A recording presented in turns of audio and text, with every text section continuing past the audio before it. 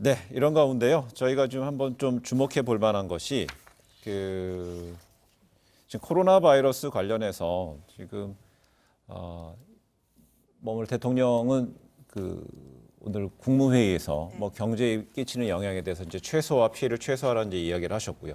또 그런 만큼 또 뭐 정당들에서도 이런 부분에서 우리 국민들한테 뭔가 좀 희망을 줄 수 있는 움직임이 해야 되는데 민주당에서는 앞서서 그랬지 않습니까? 코로나 바이러스 때문에 선거운동을 잠정 중단하자고 그랬는데 제1야당 등에서는 이제 아직 반응이 없는 것 같아요. 네. 그런데 어찌됐든 선거는 총선은 이제 진행돼야 되는 것이고 일선에서는 좀 많은 변화가 지금 감지되고 있는 것 같습니다. 선거운동 등에서요. 네, 그렇죠. 오늘 이제 새로운 보수당 회의 때 보셔서 아시겠지만 네. 이제 새로운 인사법을 이제 우리가 하자. 네. 그러니까 사실 정치인들은 습관적으로 악수를 하게 되거든요. 네. 누구에게나 다 손을 먼저 내밉니다. 근데 이제 더 이상 그렇게 하지 말고 그리고 이제 그 전 단계에 사실은 이제 어깨를 치자, 뭐 팔뚝을 탁 치자 하면서 인사를 하자라고 했었는데 그것도 접촉에 대해서 위험할 수 있다. 그래서 이제 새로운 손인사를 하자 이제 이런 이야기들을 기발한 아이디어들을 많이 내고 있는데요. 민주당에서 선거운동을 잠정 중단하자라고 하는 건 뭐 정부 여당 입장에서는 유리한 측면으로 많이 이제 해석을 하고 그 전략을 짜는 것 같아요. 네. 그런데 사실은 야권 입장에서는 지금 선거운동을 중단하는 건 굉장히 어렵습니다. 현실적으로요. 선거가 지금 70일도 밖에 안 남은 상황에서 선거운동 자체를 중단하는 거는 오히려 그건 어렵고요. 선거운동 방식을 개선하는 측면에서는 좀 더 많은 노력이 필요해야 된다라는 네. 거는 뭐 야권 내부에서도 이제 이야기를 하고 있고요. 정말 선거운동 자체를 중단하거나 아니면 선거 연기 최근에 이런 이야기도 나오고 있는데 네. 그런 상황까지 되지 않기를 정부 여당이 좀 적극적으로 나서서 지금 대책을 마련해야 되는 때 아닌가 생각합니다. 네. 신인한테는 굉장히 불리해지는 것 같기는 해요. 지금 상황이요? 예, 지금 특히 이제 오늘 내일 지금 졸업식들 많은데 원래대로 하면 지역구에 각 학교를 막 몇 학씩 다니면서 지금 후보들이 그 학부모들한테 인사하고 그렇죠. 누도장 찍고 이래야 되는 예비 상황인데 후보 등록한 예비 사람들이요. 후보들이요. 네. 예, 그런데 지금 대부분 다 교실에서 하고 있고 학부모도 못 오게 하더라고요.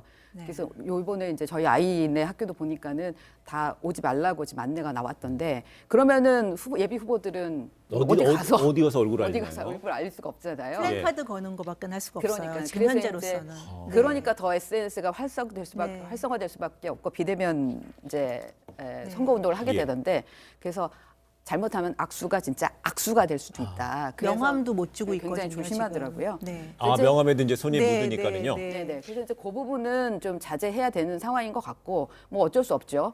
정치권도 따라가야 되는 거니까. 근데 이제 검역법 개정안 같은 경우 이제 국회가 해야 될 부분은 빨리 해야 되는 거 아닌가 싶어요. 아까 예. 이제 좀 전 코너에서도 좀 얘기가 나왔던데 보니까 이 부분은 금방 될 것 같더라고요. 이번 2월 네, 임시국회에서요. 예. 왜냐하면 기본적인 건 합의를 했으니까. 다만 이제 민주당에서 내놓은 안은 주로 이제 예방적 측면이더라고요. 보니까.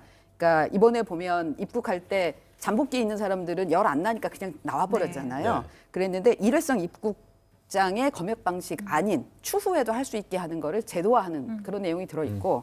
근데 이제 한국당에서 내놓은 원유철 의원 안에는 보니까 좀 사후적인 측면. 네. 이를테면 환자 발생 우려가 있는 내지는 환자가 발생한 지역의 경우 유치원생, 초등학생 그리고 65세 이상 노인한테는 마스크를 무조건 지급한다. 뭐 이런 내용들이 들어 있어요. 예. 근데 이제 여기는 좀 사후적인 내용이 들어 있으니까 그런 부분들을 이제 하나로 해서 개정안을 통과시키면 예. 네.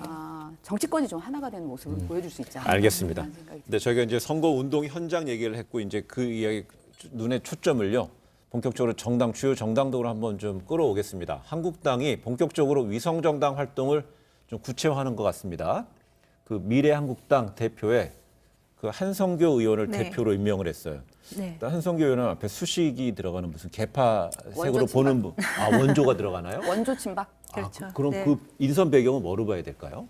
당연히 황교안 대표 입장에서는요. 네. 일단은 원조 침박이기도 하고 그다음에 황교안 대표의 대학교 후배이기도 1년 하고요. 후배인가 예, 하지요? 그리고 예. 그래서 본인이 대표가 됐을 때 처음 사무총장을 시켰잖아요. 한성규 의원을. 아. 사무총장이라는 거는 그 당의 조직과 살림을 다 맡아 하죠. 인사와 살림을 다 네. 맡아 돈 집행을 하잖아요. 네. 그만큼 믿을 사람이라는 거였기 때문에 네. 위성 정당이 처음 위성 정당 얘기가 나왔을 때 만약에 엉뚱한 사람이 가서 의석들 확보했는데 나중에 딴 움직여요. 길을 가면 어떡하나 이런 얘기가 네, 있었잖아요. 네.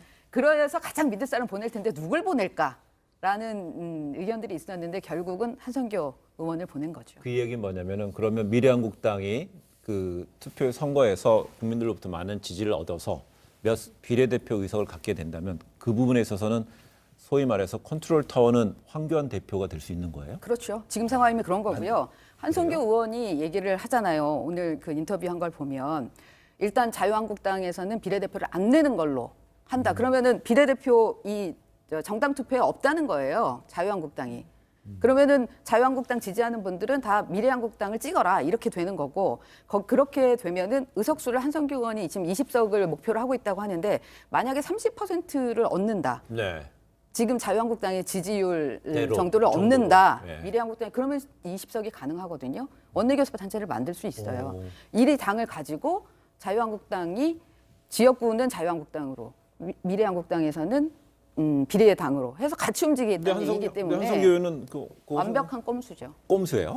당연하죠. 오. 아니 이게 제도를 지금 국민의 지지를 그 적극적으로 반영하는 쪽으로 선거법을 개정하겠다라고 얘기는 해놨는데 네. 그렇게 해서 제도를 바꿔놨더니 그 지역구가 강한 당에서 비례도 강한 당을 따로 만들어갖고 하겠다는 거는 그야말로 진짜 하청 정당 만드는 근데 거니까. 좀 전에 이제 우리 이선임 기자의 진단대로 원조 친박이라고 정의를 하셨는데 네. 그 한성교 의원은 이렇게 얘기했어요. 뭐 황교안 대표라든지 네. 김용호 심지어 공천관리위원장한테도 네. 비례대표에 대해서는 선출 정권을 부여받았다는 거예요. 네. 본인의 어떤 양심과 판단에 의해서 한다는 건데요. 김영호 지금 공관위원장님한테까지 위임을 받은지는 제가 잘 모르겠어요. 근데 그럼 제가 좀 확인해 볼게요. 저는 그렇게 좀 직접 확인이 그러니까 됐어요. 그렇게 네네. 그러니까 한성교 의원이 그러니까 그렇게 얘기를 본인은 그렇게 얘기를 했어요. 했지만 제 말은 이제 김용호 실제 공관위원장이 그랬는지. 실제로 진짜 그 정권을 다 위임했는지는 모르겠고요. 황교안 대표 입장에서는 정권을 위임하면서 이제 비례한국당 대표를 맡아달라라고 말씀하셨을 가능성이 높아요. 저는 네. 그건 이제 신빙성 있게 받아들이는데요. 중요한 거는 지금 이제 황교안 대표와 김용호 공관위원장과 한성교 의원이 다 다른 생각, 동상이몽을 하고 있지 않을까, 꾸고 있지 않을까. 황교안 대표는 이건 비례한국당이니까 내가 어떻게 영향력을 행사할 수 있을까. 당연히 내가 당대표니까 라고 생각하실 거고 김영호 공관위원장은 내가 공관위원이면 자유한국당 보수 야권에 대해서 전반적으로 인재풀이나 이런 것들을 좀 배분할 때 내가 그래도 가장 큰 영향력을 갖겠지라고 네. 생각하시고 있을 거고요. 한성교 대표는 이제 대표죠, 신임 대표죠. 한성교 의원 같은 경우에는 내가 당연히 짚는 거야라고 이제 인터뷰에서 나왔을 할 거예요. 근데 저는 여기서 한성교 의원이라면 할 수 있다고 생각을 해요. 그래요? 자기 맘대로. 예, 이분은 당신 생각도 강하고 고집도 있고 원조 친박이라고는 하지만 그거는 친분 관계나 이때가 정치적 지향이었지 그렇다고 해서 당 대표로서 비례 공천권을 행사하는 데 있어서 원조 친박이라는 그 저는 굴레에서 때문에 자신의 행보가 제약을 받을 거라고 생각은 안 해요. 그래서 근데 한성교 의원이 그만두면서 네. 한 달 전에 눈물 흘리면서 얘기했잖아요. 박근혜 대통령의 탄핵을 막지 못해서 죄송하다. 나를 네. 용서해야 된다. 그거는 그만둘 때 수구 초심이 나타나는데 보통 그래요? 그렇게 얘기하잖아요. 그러니까 근데 원조 친박의 면모를 보였는데 지금 얘기하는 걸 보면은 그 2008년에 제2의 친박연대 네. 그러니까 2008년에 친박연대가 돌풍을 일으켰잖아요. 아무도 그러리라고 생각 못했는데 그런 것처럼 제2의 친박연대를 꿈꾸면서 아마 행보를 해갈 거다라는 생각이 들고요. 예. 그렇다면은 이거는 김형호 공관위원장은 아마 개혁을 꿈꾸고 있을 텐데 본인은 그걸로 성과를 내려고 할 거고 네.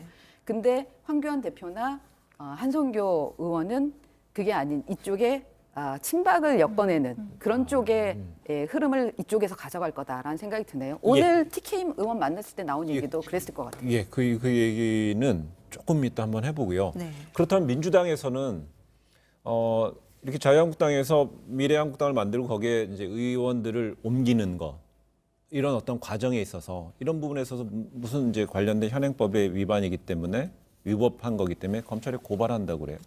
민주당 가능해요? 입장에서는 지금 겁이 날 거예요. 예. 이제 이렇게 선거법은 어떻게 통과를 시켰는데 어찌어찌해서 정의당하고 연대 4+1 이제 4+1의 협의체 때문에 통과를 시켰는데 이제 비례 의석을 제대로 가져가지 못하게 되니까. 근데 자유한국당에서는 지금 꼼수도 두려워하지 않고 새로운 게 비례한국당을 만들면서 비례 의석을 이제 가져가는 거 아니냐. 네. 겁날 수 있어요. 그래서 지금 이제 얘기하는데요. 사실 이게 강요에 의한 정당의 가입이나 탈퇴이기 때문에 저는 법적인 측면에서 뭐 고발한다고 지금 엄포는 놓지만 저는 이거는 사실은 정당법 위반은 그렇게 크게 문제가 안 될 거라고 생각을 해요. 그래요? 그래서 왜냐하면 황교안 대표도 이야기하기를 권유라고 얘기를 했지. 그리고 한성규 의원이 강요나 협박에 의해서 내가 비례한국당으로 이동했다라고 말을 하고 있지 않기 때문에 네. 이거는 민주당이 국민에게 대해서 어떻게 비례한국당에 대한 비판의 시각에서 제시한 것이 아닌가. 실질적으로 법적인 고발을 한다고 하더라도 이거는 그렇게 크게 문제될 건 아니다라고 생각이 됩니다. 예, 그럼 민주당은 어때요? 그러면 지금 꼼수라고 이선임 기자는 진단했는데 네. 그럼 비례민주당 결국 못 꺼내나요? 그거는 본인들이 워낙 안 한다고 얘기도 했고요. 예. 그리고 못하죠. 예, 그거를 집권 여당이 그렇게 하면은 안 되는 거고 원래 이제 그 소수 야당들 4+1로 이거를 진행을 했기 때문에 이 선거법 개정을 그 나머지 그 소수 야당들이 나름의 의석을 국민의 지지에 따라서 거기에 비례해서 의석을 갖도록 하겠다라는 취지였잖아요. 예. 그리고 앞으로는 연대해서 국회를 운영해 나가겠다라는 아주 과반 정당이 독주하는 그런 국회를 만들지 않겠다라는 그런 취지로 진행된 거기 때문에 네. 민주당이 그거를 할 수는 없을 거고요. 그런데 이게 자유한국당이 꼼수를 부리는데 실제적으로 작동을 할 수가 있어요. 예. 네. 그렇기 충분히, 때문에 네. 이 부분에 대해서는 결국 국민들이 네. 이건 눈밝게 심판해 줄 수밖에 없는 상황 아닌가라는 생각이 들어요. 예. 의석수 제가 계속 이렇게 계산을 해봤는데요. 예. 오, 이거 심상치 않아요. 심상치 않아요. 그래서 민주당에선 지역구에서만 진검승부를 한다 하더라도 한계가 있는 거죠. 그렇죠. 안 나오는 거죠. 네, 쉽지 예, 예. 않죠. 예, 그렇다면요. 조금 전에 이런 두 분의 계산대로 한다면요. 지금 황교안 자유한국당 대표가 미래한국당의 한성교 의원을 대표로 이제 그림을 그려서 비례대표에서 의원들을 많이 생산해내면 선출해내면은요. 나름대로 이제 황교안 개?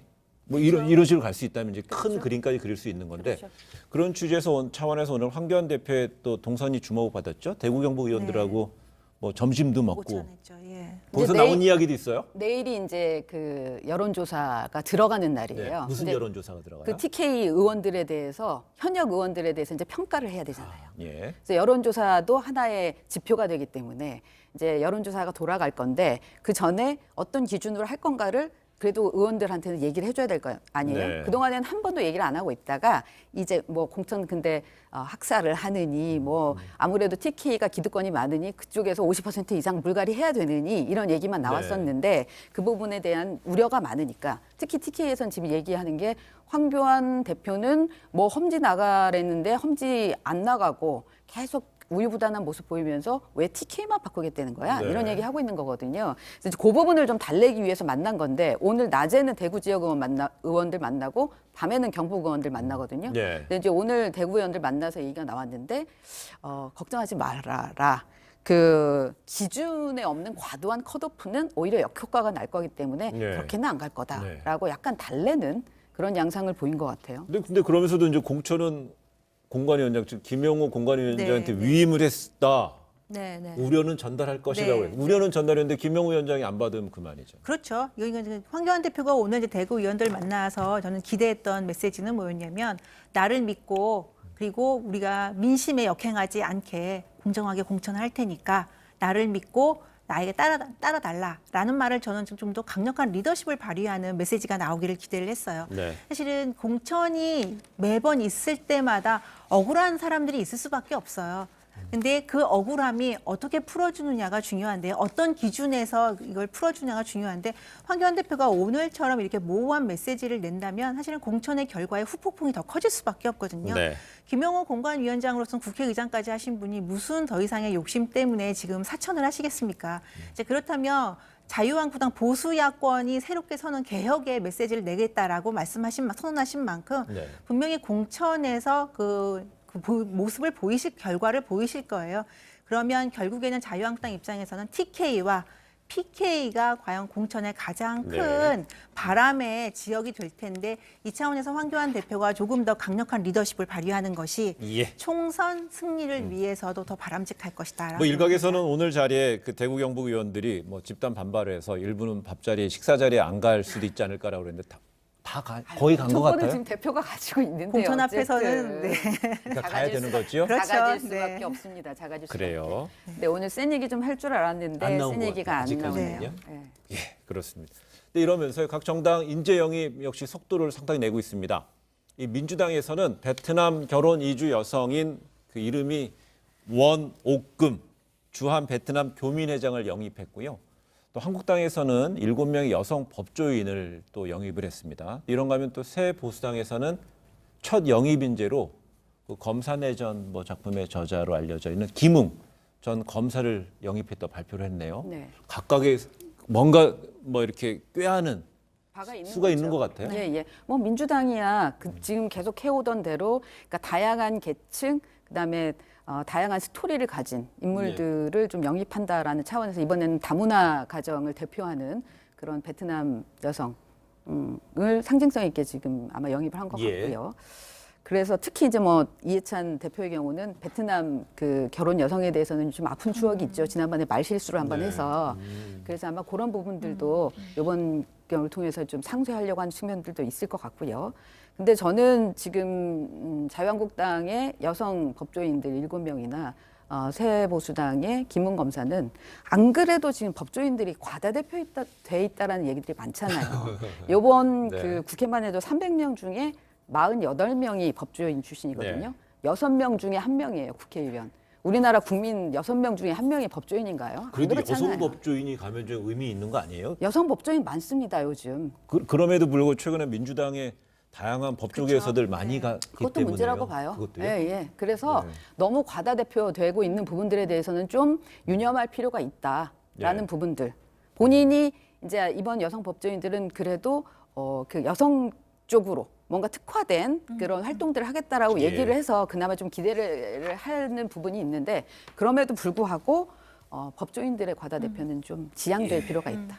전 김웅 오늘 이제 그 전 검사죠. 이제 예. 변호사로 저 전업하기 전에 이제 영입이 됐는데요. 새보수당에 들어온 인재 영입으로 김웅 전 검사에 대해서 약간의 이제 비판이 있는 게 조금 마음에 걸리는데요. 어떤 게 이제 왜 내부에서 비판하다 검찰 개혁에 대해서 이야기하다가 바로 정치권으로 갔느냐. 그것이 바로 정치하려고 했던 거 아니냐라는 네. 점에서 좀 안타까운데요. 네. 김웅 전 검사 같은 경우에는 사실은 새로운 보수당 지도부에서 굉장히 공을 많이 들였어요. 그러니까 이런 아까 이제 이점 기자님께서 말씀하신 대로 국회에 법조인이 과다 대표되고 있는 부분에 전 동의합니다. 다만 김웅희 전 검사 같은 경우는 좀 다른 차원이라고 생각해요. 지금 검찰 개혁과 관련된 문제에서 정말 제대로 된 목소리를 내고 검찰과 국민의 여망을 담아서 잘 통합할 수 있는 분이 영입된 것이 아닌가라는 측면에서 저는 이제 긍정적으로 평가를 하고요. 네. 한번으로 이제 베트남 이주 여성이 민주당에 영입된 부분에 대해서는 저는 뭐 소수 분들을 대표하기 위해서 이런 분들이 국회에 진입하는 건 저는 굉장히 긍정적으로 네. 보는데 이분이 들어올 때 메시지가 이자스민 전 의원보다 더 잘하겠다. 그래요? 정의당에 정의당에 가신? 영입된 예. 네, 영입된 이자스민 전 의원보다 더 잘할 수 있다라고 말씀하신 부분에 대해서는 왜 저러셨을까라는 그럼 생각이 기자들이 물어봐서 조금 그런 안타깝습니다. 네. 그 순수한 네. 순수한 마음의 표현이 그래요. 기자들이 아닌가요? 왜냐하면 네. 차별화하는 누구랑 방법이 뭐가 비교할 사람이 있을까요? 없어요. 뭐 이렇게 제가 뭐 하니까 얘기한 거지. 저 예전에 민현주 전 새누리당 의원도 잘하겠습니다 할 수는 없잖아요. 뭐 그건 뭐 그래서 그런 부분에서 예. 저는 김웅 검사한테 좀 아쉬움이 있어요. 네. 저 책은 되게 재밌게 봤었거든요. 네. 드라마도 드라마도 보시나요? 드라마도 재밌고. 가끔 네. 보는데 책이 훨씬 재미있어요. 네. 아니다 드라마도 재밌다고 해야 되는구나. 근데 전혀 상관없어요.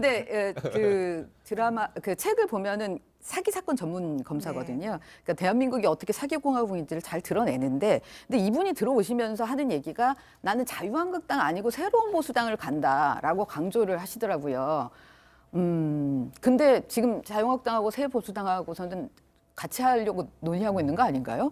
지금 들어오면서 굳이 그 부분이 제가 볼 때는 눈 가리고 아무 아닌가라는 생각이 드는데 네. 이분이 아마 호남 출신이기도 하고 그런 면 때문에 좀 그를 사전에 얘기한 것 같은데 좀 설득력이 떨어지더라라는 그런 아쉬움이 좀 그 있었어요. 부분만 딱 한마디 예. 드리면 그러니까 당선 가능성만 봤다면 사실 통합의 여부는 지금 협상은 하고 있지만 결과는 알 수 없습니다. 네. 솔직히 말씀드려서요. 당선 가능성만 봤다면 이분이 그리고 정말 정치하고 싶은 욕심, 소위 배지 달고 싶은 욕심이 있었다면 자유한국당에 가는 게 맞죠. 합리적인 선택이죠. 그런데 그것보다는 내가 바로 세우겠다, 바른 정치하고 싶다라는 측면에서 선택했다는 점에서 저희는 되게 고맙게 생각한다. 그러니까 이미지도 가져가고 나중에는 내심도 챙기겠다 이거 아니에요? 나중 문제는 나중이고요. 네. 지금은. 네. 알겠습니다. 그 부분에 있어서는 본인한테 저희가 나중에 한번 스튜디오에 초대해서 한번 초대해서 오늘 예, 말씀해 주신 그걸 것도 한번 좋을 것 물어보고 같습니다. 네. 답변을 들어보도록 하겠습니다. 예, 저희 오늘 그 이틀 만에 나오셨으니까 한마디 하는 순서 오늘 갖도록 해보겠어요. 오늘 이선임 기자입니다. 예, 예. 저는 오늘 주제가 많았으니까 어떤 주제에 대해서 어떤 저는 말이? 전반적으로도 아마 해당될 수 있을 것 같은데 일단은 위성정당 꼼수는 꼼수일 뿐. 꼼수 말씀드렸는데요. 이거는 올바른 길은 아니에요. 네. 모든 사람이 알고 본인들도 얘기하잖아요. 이게 올바른 길이 아닌 거는 아는데 득표를 위한 거니까 의석을 위한 거.